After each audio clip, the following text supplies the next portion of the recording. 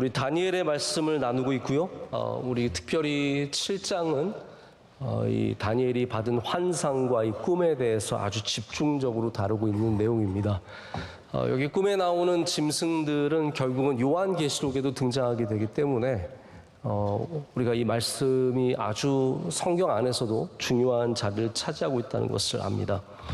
제가 지난번에 다니엘서 말씀을 전할 때에도 이제 인자가 오리라라는 제목으로 아마 말씀을 전한 것 같은데, 이 모든 짐승들이 들끓는 나라에서 인자가 와서, 인자라는 것은 사람의 모습을 가진 바로 사람이 와서, 하지만 그 인자는 사람의 모습을 가진 예수 그리스도, 하나님의 아들, 우리의 메시아죠. 그분이 오셔서 이 세상을 평정하고 영원한 하나님의 나라를 계속해서 세워지고 망해가는 반복적인 이 짐승들이 등장하고 사라지는 이 나라 속에서 영원한 하나님의 나라를 세우는 말씀을 드렸습니다.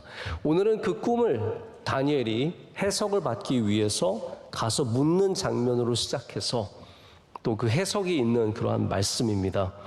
이 나라들에 대한 설명이 잠시 나오고 가장 중요하게 핵심적인 다루는 것은 바로 이 넷째 짐승입니다. 한번 따라하겠습니다. 넷째 짐승.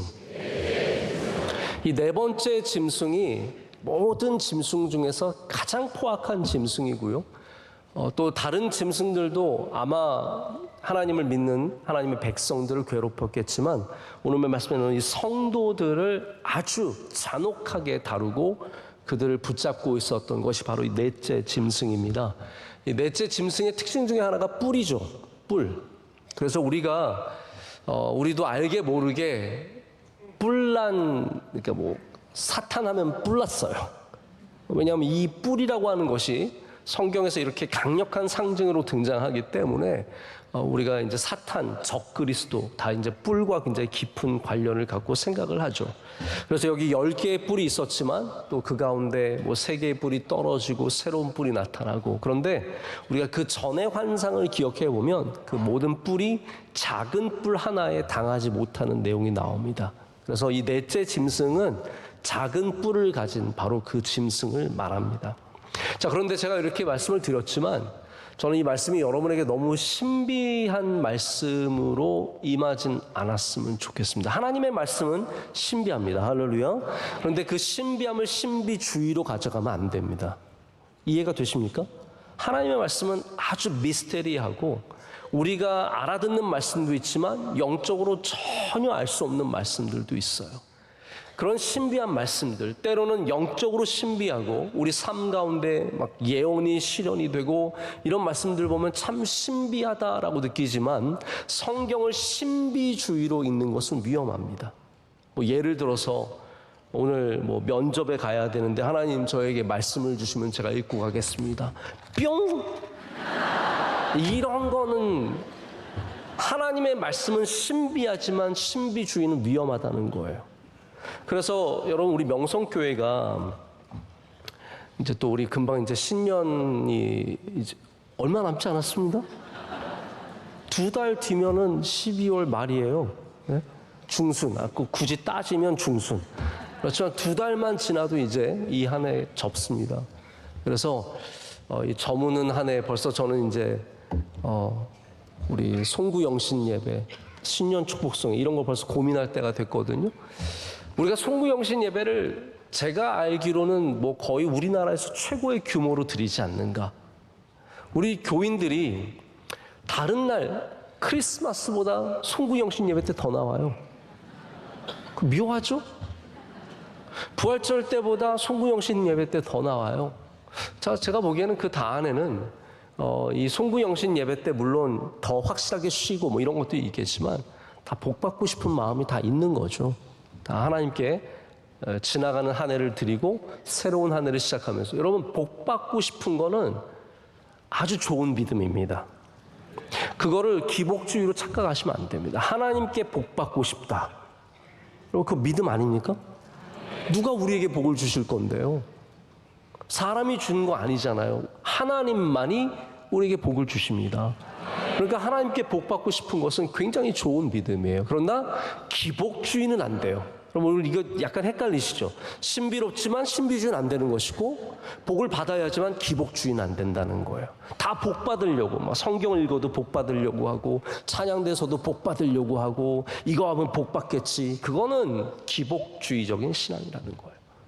우리는 우리 안에 당연히 하나님 복 주신 하나님을 믿고 당연히 모든 곳에서 하나님의 복을 빌어야 합니다. 그런데 우리 교회가 송구영신 예배할 때 다른 교회들이 많이 하는 그거를 우리가 안 합니다. 그게 뭐냐면 말씀 뽑기. 들어보셨어요? 말씀 뽑기? 그래서 우리 가정에 주시는 말씀이 뭘까? 뿅!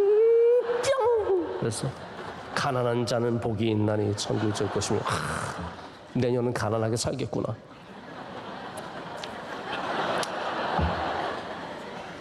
말씀 뽑기가 한국 교회에 굉장히 많습니다. 저는 그걸 다 폄하하고 싶진 않습니다. 왜냐하면 모두 순수한 마음으로 이거 뭐 그냥 재미죠 이렇게 하시는 분들도 있는데 그거는 신비로운 하나님의 말씀을 신비주의적으로 사용하는 겁니다. 저는 그렇게 생각합니다. 그래서 우리 명성교회가 말씀 뽑기를 안 하는 거는 저는 그건 굉장히 잘하는 거라고 생각을 해요.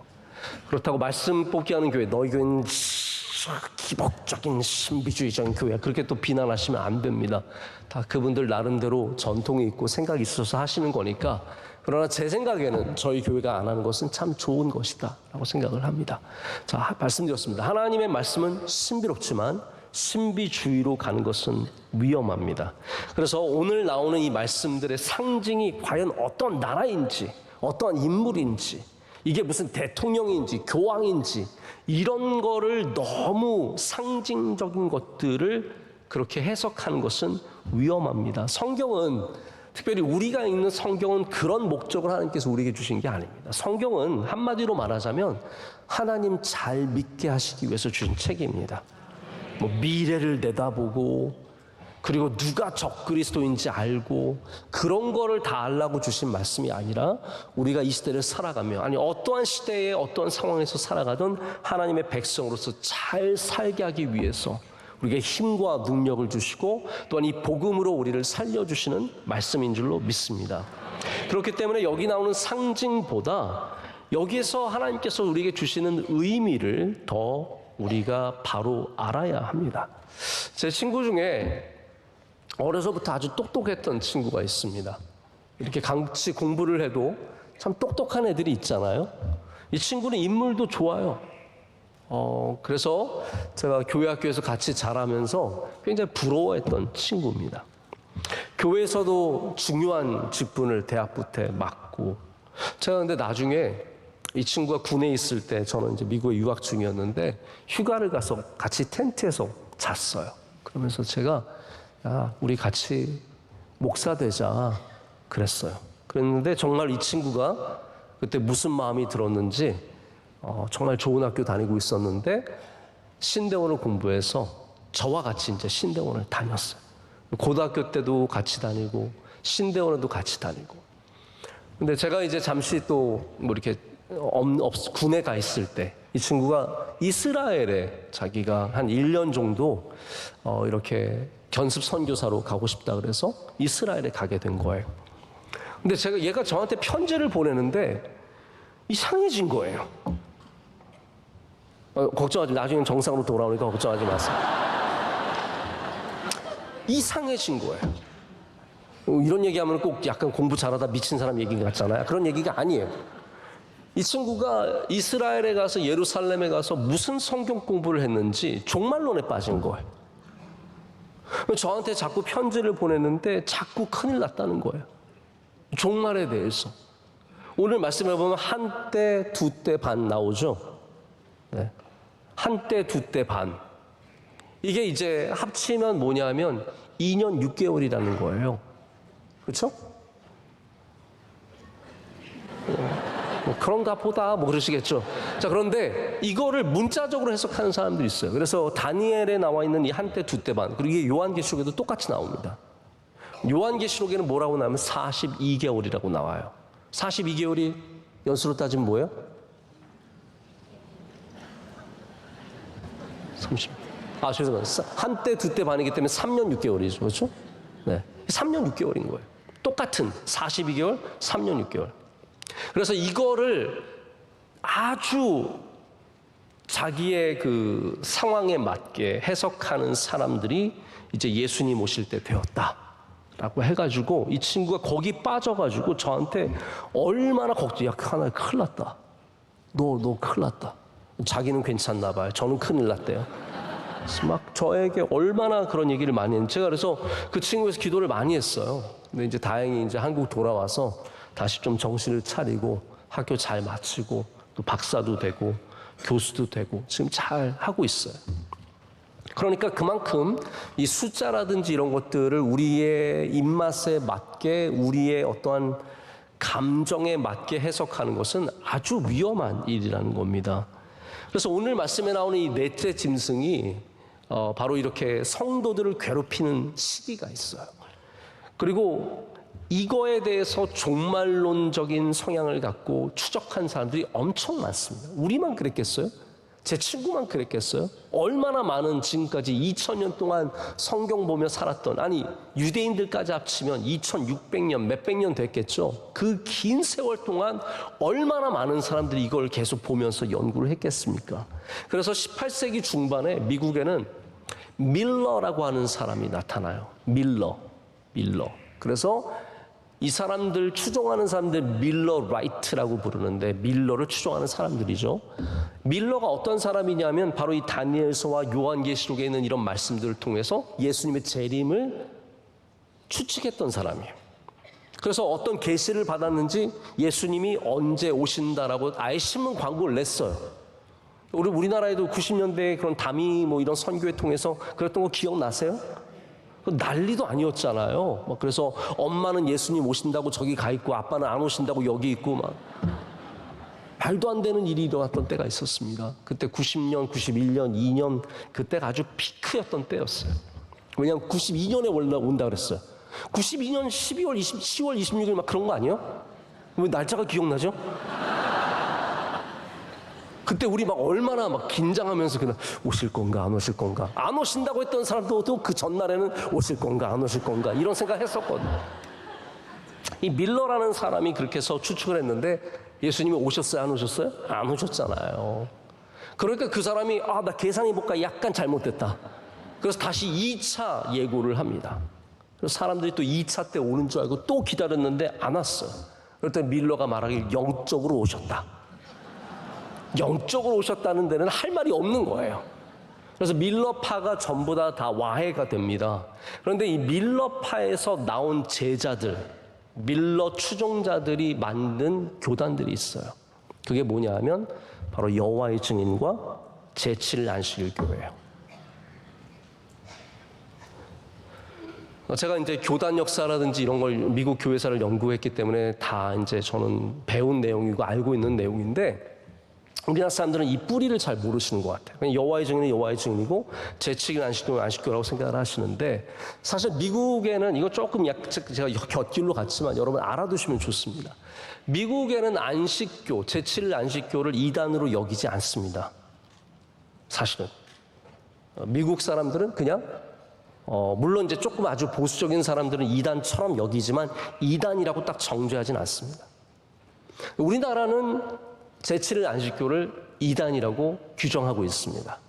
저는 미국 사람들이 갖고 있는 시각보다 한국 사람들이 더 맞는 것 같아요. 왜냐하면 제7일 안식교가 이단적인 요소가 있고 없고를 떠나서 그 뿌리가 뭐냐는 거예요. 뿌리가 여호와의 증인과 똑같다라는 거예요. 여호와의 증인과 똑같기 때문에 당연히 그들은 그런 요소들을 많이 가질 수밖에 없고 그러한 신학적인 배경을 갖고 있기 때문에 저는 뭐 제가 여기 이단 정죄하기 위해 서 있는 것은 아니지만 위험성이 거기 다 같이 있는 거예요. 근데 이 모든 여러분 이단들의 결국은 핵심이 뭐냐면 다 이런 예언들을 신비주의적으로 풀어가기 때문이에요. 사실 신천지도 여러분 14만 4천 때문에 시작한 거 아니에요? 그렇잖아요. 신천지가 갖고 있는 이 14만 4천을 물리적, 실제 리터럴한 진짜 14만 4천 명으로 생각하잖아요. 남겨진 자가. 그래서 그거 채워지면 예수님 오시고 뭐 이런 식으로 생각하는 거기 때문에 다 여기에 뭐 구원파도 마찬가지고 별의별 다 이단들이 다 이쪽에서 잘못되는 겁니다. 여러분 그래서 계시록이든 다니엘이든 읽을 때 함부로 읽지 좀 마세요. 함부로 생각하지 마시고 너무 또 궁금해하지도 마세요. 요 네 뿌리 이 세 뿌리 누굴까? 요 뿌리 어떤 놈이 요 뿌리일까? 이러지 마시고 우리는 뿌리 누구인지가 중요한 게 아니라 내 믿음을 지키는 게 중요하다는 거예요. 그게 핵심입니다. 그래서 오늘 말씀은 이러한 절망의 상황 속에서 넷째 짐승이 성도들을 완전히 억누르고 때와 모든 시기를 바꾸고 하나님의 절기를 바꾸고 법을 자기 마음대로 바꾸고, 여러분 닥닥 이 시대 같지 않습니까? 그런 시대에 바로 지극히 높으신 이가, 가장 높으신 이가, 우리의 만군의 주 하나님께서 다시 심판을 시작하시고 그 가운데 영원한 하나님의 나라를 세우신다는 겁니다. 할렐루야. 그래서 이 말씀은, 이 꿈은 굉장히 무섭습니다. 그러나 소망으로 또한 가득합니다. 다니엘은 실제로 이 꿈을 꾸면서 무서웠습니다. 그리고 이 해석을 들은 다음에도 무서워서 오늘 말씀의 마지막 28절을 보면 내 얼굴빛이 변하였으나, 심히 번민하였다고 되고 있고, 내 얼굴빛이 변하였으나 내가 이 일을 마음에 간직하였느니라. 그래서 이 일을 알고 있었지만 중간에 말하지 않습니다. 이게 그래서 나중에 등장을 하게 되는 거죠. 여러분, 우리가 그래서 이 말씀을 읽으면서 이 시대가 어떠한 악한 시대고 짐승이 다스리고 별의별 일이 다 일어나는 시대이지만 우리 성도들은 소망을 가져야 합니다. 인자 예수 그리스도께서 모든 것을 회복하실 것이며 지극히 높으신 이가 우리를 버려두지 아니하시고 심판하시고 우리를 다 구하신다는 말씀이죠. 자, 오늘 찬양을 들으면서 되게 은혜가 되었습니다. 왜냐하면 저는 오늘 여러분과 함께 정말로 우리의 목자 되신 예수 그리스도를 말씀을 나누기 원하기 때문입니다. 우리 예수님은, 인자이신 예수님, 사람으로 오셔서 이 모든 짐승의 압제에서 우리를 구출하시는 예수님은 바로 그 목자이신 예수님으로 성경에 나타납니다. 여러분, 목자가 하는 일이 무엇입니까? 목자가 하는 일이 뭐냐면 양떼를 데리고만 있는 것이 아니라 짐승에게서 양떼를 구출하시는 분이 목자잖아요. 이 짐승 같은 나라에서 우리를 압제하고 다스리고 모든 것들을 자기의 마음대로 끌고 가는 이 짐승 같은 나라에서 우리를 구하실 분은 우리의 목자 예수 그리스도밖에 없다는 거예요. 많은 사람들이 이 넷째 짐승을 로마라고 얘기합니다. 로마. 저는 로마인지 아닌지 분명히 알 수는 없지만 로마 시대에 그래서 살았던 수많은 순교자들, 지하에 살았던 사람들, 지하를 뭐라 그러죠? 지하 무덤을? 카타콤이라고 하죠. 카타콤에 있는 수많은 기독교인들의 무덤에 뭐가 그려져 있는지 아십니까? 선한 목자가 그려져 있습니다. 이 짐승과 같은 나라에서 우리를 구출해 주실 분은 선한 목자 예수 그리스도밖에 없기 때문이죠. 제가 그래서 대표적인 아주 유명한 그림 하나를 여러분께 보여드립니다. 이 그림은 3세기 프리스킬라, 우리는 브리스길라로 되어 있죠. 프리실라로 되어 있는 이 브리스길라라고 불리던, 진짜 아굴라 브리스길라의 브리스길라가 아닙니다. 3세기 살았던 프리실라라고 하는 여인의 무덤 위에 그려져 있는 선한 목자상입니다. 잃어버린 양 한 마리를 어깨에 메고 좌우에 양들이 있는 이 목자. 그들은 이 목자상을 왜 자신들의 무덤에 그려놨을까요? 왜 이 그림이 그 지하에 그렇게 중요한 이미지로 새겨져 있었을까요? 그것은 그들이 짐승 아래 살았기 때문입니다. 그들이 짐승과 같은 로마, 이 뿔 달린 그들을 압제하는 가혹한 폭력 속에 그들을 누르고 있는 짐승 아래 살았기 때문에 우리를 구해줄 분은 예수 그리스도밖에 없다는 거예요. 여러분, 우리도 선한 목자 예수 그리스도를 붙잡아야 합니다.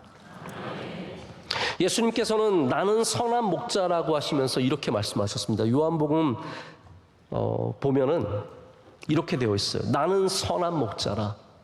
선한 목자는 양들을 위하여 목숨을 버리거니와. 그런데 그 다음에 나오는 12절은 삭구는 목자가 아니요 양도 제 양이 아니라 이리가 오는 것을 보면 양을 버리고 달아나나니 이리가 양을 물어가고 또 해치느니라. 여러분, 선한 목자와 삭군이 얼마나 큰 차이가 있는지 모릅니다. 선한 목자는 이리 같은 짐승이, 그 포악한 것들이 우리를 둘러싸고 우리를 빼앗아가도 목숨을 걸고 지켜주시지만, 선한 목자가 아닌 것들은, 삭군은 다 도망치고 양들 버린다는 겁니다. 예수님은 선한 목자십니다. 우리를 넷째 짐승에서 구출해 주시는 분이 선한 목자 예수 그리스도라는 거죠. 다윗이 왜 메시아의 모델입니까? 왜냐하면 다윗 또한 목자였기 때문입니다. 왕이며 제사장 같은, 원래 이제 멜기세덱이 왕이며 제사장인 모델이죠. 근데 사실 제사장은 아니었지만 누구보다도 예배를 드렸던, 저는 이 다윗이 정말 왕 같은 제사장의 모델이라고 생각을 합니다. 다윗이 골리앗과 싸울 때 유명한 말을 하잖아요. 저 어리지만 우습게 보지 마십시오. 제가 양들이 곰이 저의 양을 데려가거든, 사자가 데려가든 가서 싸워서 그 입을 벌리고 우리의 양을 구출했던 제가 그런 사람입니다라고 말하지 않습니까? 여러분, 목자가 그런 사람이라는 거예요. 진짜 목자, 선한 목자. 하나님이 구약 성경을 통해서 우리에게 보여주신 진짜 목자는 어떤 사람들이냐면 짐승으로부터 양을 구하시는 분들이라는 거예요. 그래서 다니엘서는 이 짐승과 같은 국가들, 바벨론에서, 메대에서, 바사에서 끊임없이 짐승들로 이어지다가 가장 포악한 로마가 다스리는 그 나라에서도 결국은 목자이신 예수 그리스도께서 우리를 구하신다는 겁니다. 원래 믿음 있는 사람들은 구출의 일가견이 있습니다. 그것이 우리의 사명 중에 하나입니다. 우리는 이 세상에서 죽어가는 사람들을 구출해야 하는 사람들입니다. 할렐루야. 아브라함, 우리 지난주에도 제가 롯과 아브라함 얘기 잠깐 드렸지만, 롯이 전쟁에 휩쓸려가지고 괜히 그 땅 갔다가 잡혀가잖아요. 잡혀서 단까지 잡혀갑니다. 그와 그의 가족이 다 잡혀갑니다. 그때 아브라함이 우리 헤어졌으니까 이제 넌 남남이야 딱 그러지 않습니다. 자신의 집에서 기르던 318명의 가신들을 데리고 바로 단으로 쫓아가서 거기서 어떠한 작전을 펼쳤는지 모르겠지만, 저는 아브라함 완전 노인네고 아무것도 못하는 줄 알았더니 기가 막혔나 봐요. 얼굴에 막 진흙 바르고 침투해가지고 조카를 데리고 돌아오지 않습니까? 이게 믿음의 사람들이 하는 겁니다. 할렐루야. 믿음의 사람들은, 우리가 오늘 제가 마지막 결론으로도 이 인자에 대해서 말씀을 드리겠지만, 예수님이 인자로 오셔서 우리를 구하시는 메시아로 우리를 죄와 사망에서 구원하셨다면, 우리는 진짜 인자예요. 우리는 사람의 아들, 사람의 딸입니다. 우리가 바로 또한 그 예수님의 인자와 같은 역할을 이 땅 가운데서 감당해야 된다는 것이죠. 우리도 구출하는 사람들이 되어야 합니다. 제가 어떤 뉴스를 봤는데, 불과 몇 년 안 됐어요. 스코틀랜드에 어떤 카약을 타고 해안을 다니던 사람이 완전히 고립된 절벽에 양 한 마리가 혼자 거기 떨어져 있는 걸 발견했습니다. 모르겠어요. 이 양이 어떻게 거기 내려갔는지. 아마 이제 뭐 이렇게 양떼가 다니다가 혼자서 막 굴러 내려갔을 거예요. 양은 굴러도 귀엽게 굴을 것 같아요. 절벽에서 굴러도 아, 이게 무슨 일이지 하면서 떼굴떼굴 굴러 떨어져서 땅에 떨어졌는데 매 하고 보니까 아무도 없고 절벽이고 위에는 완전히 깎아진 듯한 절벽이라서 거기서 있었던 거예요. 근데 카약을 타고 가는 사람이 그걸 보고 신고를 했어. 저기 양이 한 마리 있다. 그래서 그 양의 이름을 뭐라고 불렀냐면 The loneliest sheep in the world라고 불렀어. 세상에서 가장 외로운 양. 그리고 사람들이 추적을 해보니까 그곳에, 그 조그만 땅에 그 양이 혼자서 2년, 3년을 있었던 거예요.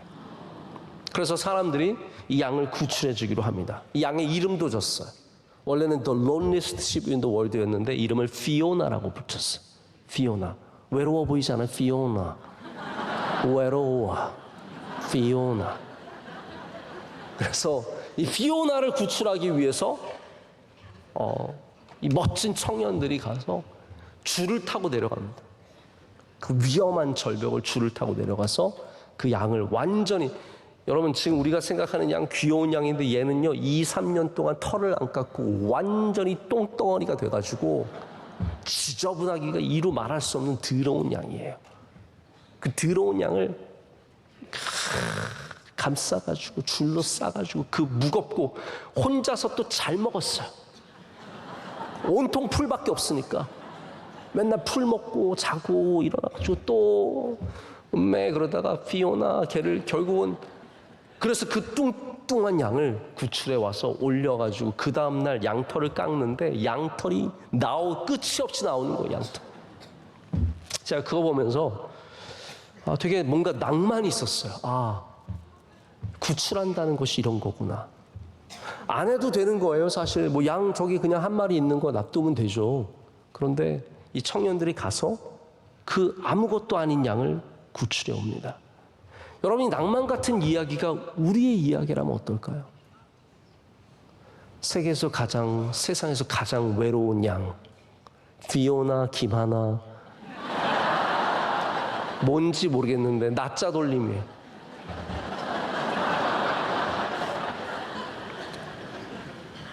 아무도 찾아올 수 없는 그곳에 홀로 되어서 2년이고 3년이고 10년이고 혼자 울던 바로 그러한 존재에게 오셔서 우리를 구출해 주시는 분이 예수 그리스도 아니시겠습니까?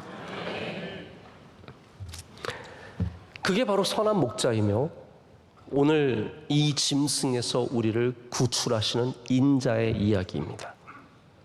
예수님은 짐승들을 무찌르시고 양된 우리를 구원하시는 분이십니다. 우리 모두가 다 외로운 양이고 다 갇힌 양이고 잡혀간 양이고 굶주린 양이고 외면받는 양입니다. 분명한 것은 누가 10뿌리든 7뿌리든 4뿌리든 작은 뿌리든 큰 뿌리든 말을 많이 하는 뿌리든 거대한 권력을 갖게 된 어떠한 것이든 예수님께서 반드시 우리를 구원해 내신다는 사실입니다. 그것이 우리의 유일한 소망입니다. 우리의 소망은 다른 곳에 없습니다. 우리를 구원할 분은 오직 예수 그리스도밖에 없습니다. 그렇기 때문에 갇혀있는 우리가 이 짐승과 같은 이 세상 속에서 구원받기 위해서는 선한 목자이신 예수님의 손을 붙잡아야 한다는 것이죠. 그것이 바로 이 환상과 꿈의 결말입니다. 그래서 하나님의 역사가는, 성경의 역사가는 세상의 모든 권세와 권력을 다 잡은 것처럼 보일지라도 하나님께서 반드시 심판하시고 영원한 하나님의 나라를 반드시 세우신다는 것이죠. 여러분, 그래서 세계 역사를 봐도 그렇습니다. 나치가 온 세상을 다 삼킬 것처럼 그렸고 600만 명의 유대인을 학살했습니다. 여러분, 한 사람 죽이는 것도 끔찍한 일인데 600만 명을 죽였습니다. 서울시 인구가 1000만 정도 아닙니까? 우리의 반 이상을 죽이는 것과 마찬가지입니다. 이 얼마나 잔혹한, 아니 로마보다도 더 잔혹한 나치가 있었지만 그러나 그 나치는 심판을 받습니다.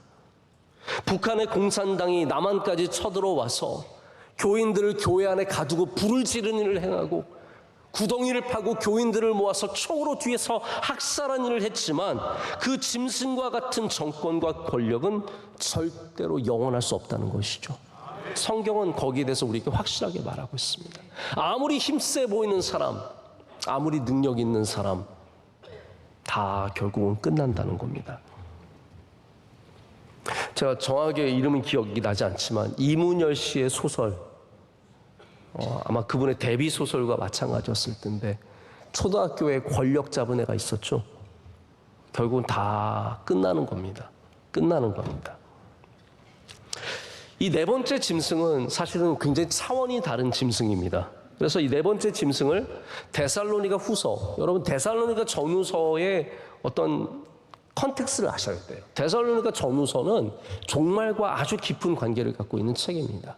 왜냐하면 데살로니가 전후서가 어떤 사람들에게 쓰여졌냐면 종말을 기다리면서 아무것도 안 하고 있는 사람들, 종말이 오겠지 그러면서 삶에 무너져 있는 사람들에게 사실 데살로니가 전후서를 통해서 그들의 삶을 다시 정상으로 이끄는 책이거든요. 그렇기 때문에 종말을 많이 얘기하고 있어요. 그래서 뭐 하나님의 날수에 대해서도 얘기하고 뭐 다양한 얘기를 다루고 있는데 거기서 데살로니가 후서에서는 이 네 번째 짐승을 무법자라고 얘기를 하고, 요한계시록에서는 적그리스도라고, 요한 1서죠. 명확하게 말해서 요한 1서에서는 적그리스도라고 하고, 계시록에서는 짐승이라고 표현하는 겁니다. 이게 얼마나 무서웠냐면 다니엘이 19절 보면 무서웠다라고 아예 적고 있어요. 이 뿔이 많고 다양한 뿔을 갖고 있는 네 번째 짐승은 어떤 특성을 갖고 있냐면 성도들을 괴롭히는 특성을 갖고 있어요. 여러분, 동물마다 짐승마다 다 특징이 있는 거 아시죠? 강아지 얼마나 이쁩니까? 강아지 참 신비한 존재예요. 왜 이렇게 사람한테 꼬리를 살랑거리면서 사람을 좋아하죠? 이상하지 않아요? 왜 이렇게 사람을 좋아해요? 저는 그렇게 강아지를 그렇게 크게 좋아하진 않는데 강아지는 저를 좋아해요. 그거 되게 이상하지 않아요?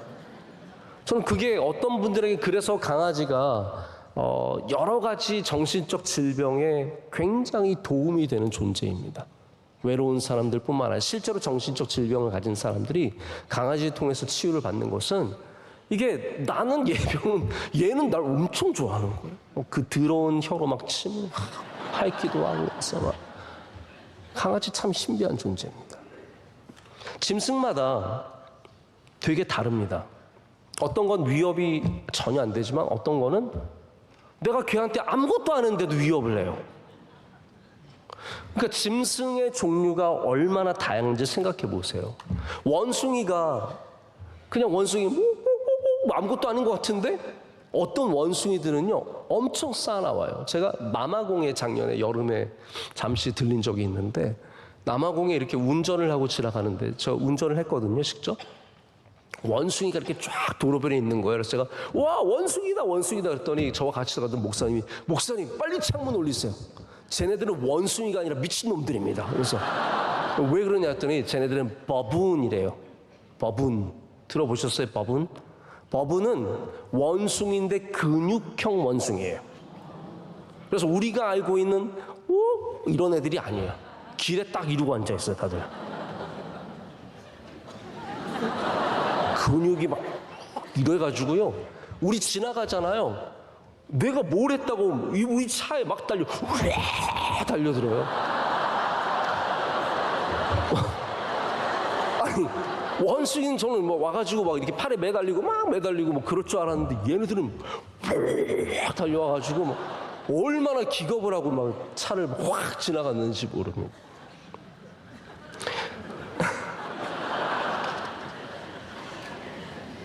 정권마다 나라마다 모든 것들이 갖고 있는 특성이 다릅니다. 저는 솔직히 처음에 김정은 위원장이 북한에 대를 잇는다고 했을 때 저는 약간 기대함이 있었어요. 이 친구가 스위스에서 공부했잖아요. 저는 어느 정도 상식이 있을 줄 알았는데 완전 미쳤어요. 그렇지 않아요? 오히려 그 아버지 김정일이 훨씬 난 것 같아. 우리 김정일 때는 이렇진 않았잖아요. 가끔씩 남조선 뿔 받아라 만들까 뭐 이런 얘기는 했었어도 그거 다 위협이지 뭐 그렇게까지 별로 문제 없었는데 얘는 약간 또라이인 것 같아요 지금. 제가 볼 때는 좀 제가 거친 언어를 거칠다기보다는 좀 안 좋은 말들을 했지만, 김정은이라고 하는 사람의 짐승됨이 훨씬 더 포악한 모습이라는 겁니다. 우리는 점점 더 나아질 것 같지만 그렇지 않습니다. 네 번째 짐승이 가장 포악한 그것이 핵심입니다. 이 짐승 같은 나라가 25절에 보면 어떠한 일을 하냐 하면, 그가 장차 지극히 높으신 이를 말로 대적하며 또 지극히 높으신 이의 성도를 괴롭게 할 것이며, 그가 또 때와 법을 고치고자 할 것이며, 성도들은 그의 손에 붙임받아 한 때와 두 때와 반 때를 지나리라. 이게 이제 아까 말씀드렸던 요한계시록 13장에 나오는 짐승과 거의 흡사합니다. 제가 13장에 나온 표현을 한번 읽어볼게요. 여러분께서 판단해 보세요. 내가 보니 바다에서 한 짐승이 나오는데 뿔이 10이요 머리가 7이라. 그 뿔에는 10 왕관이 있고 그 머리들에는 신성 모독하는 이름들이 있더라. blasphemy, 신성 모독. 높으신 이를 말로 대적하며. 그리고 이 13장 5절에 가면 이 짐승이 42달 동안, 아까 말씀드린 것처럼 한 때와 2때 반 합치면 3년 6개월인데 그것이 42개월 해서 같은 일수입니다. 이거를 과거의 일로 생각하자면 로마가 예루살렘을 함락하는데 걸린 시간과 똑같습니다. 그렇기 때문에 이것을 하나의 지나간 사건으로 생각할 수 있겠지만 저는 묵시록은 거기서 멈추지 않는다고 생각합니다.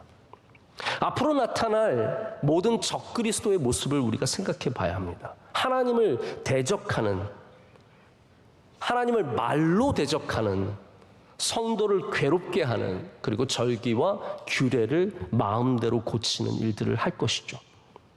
이런 일들은 1000년 전에도 일어났고 지금도 일어나고 있습니다. 그래서 여러분, 종말론은 항상 현재성을 갖고 있어야 합니다. 과거는 아닙니다. 물론 과거는 말이 안 되죠. 그러나 미래도 아니에요. 언젠가 종말이 오겠지. 아니에요. 오늘을 종말로 알고 살아가는 사람이 가장 믿음을 잘 지킬 수 있습니다. 이 시대가 4번째 짐승이 다스리는 시대이구나. 실제로 미디어의 발달로 어느 때보다도 하나님을 말로 대적하는 사람들이 많아졌습니다. 별의별 미디어 플랫폼에서 사람들은 하나님의 이름을 함부로 모독하고 있습니다. 그리고 그것을 예술의 영역에서, 문학의 영역에서 다 괜찮은 것처럼 여기죠. 지난번 올림픽 때도 예수 그리스도의 마지막 만찬을 동성애와 트랜스젠더들과 별의별 사람들이 다 희화화했지만 우리 그냥 넘어가는 겁니다. 이게 4번째 짐승의 시대입니다. 어느 때보다도 기독교의 비판적인 목소리들이 커가고 있습니다. 그 뒤에는 탈종교화하려고 하는 이 서구적인 사회와, 우리 대한민국도 이미 탈종교화하고 있죠.